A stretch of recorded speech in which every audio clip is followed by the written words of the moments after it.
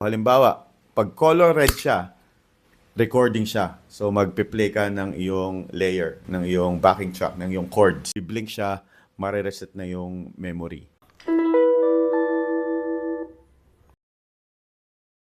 Meron siyang LED ring.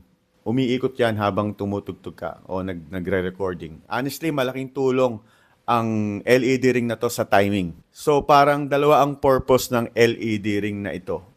So una, guide mo siya. Alam mo agad kung nasa recording ka, nasa playback o nasa overdub mode. So hindi ka na mangangapa. Depende kasi sa kulay. So halimbawa, pag color red siya, recording siya. So magpe-play ka ng iyong layer, ng iyong backing track, ng iyong chords. Kung green, tinap mo na after ng red, magi-green ngayon yan, paikot-ikot yung green.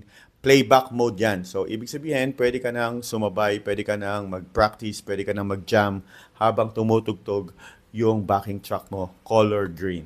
Kung red-green naman, ibig sabihin may playback siya pero pwede kang mag-overdub. Pwede kang magdagdag ng additional layer, additional chords, additional riff, mga lick.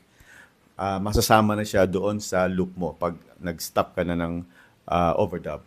At makikita mo rin sa LED ring yung duration ng loop. Ibig sabihin, one complete revolution, yun yung isang loop.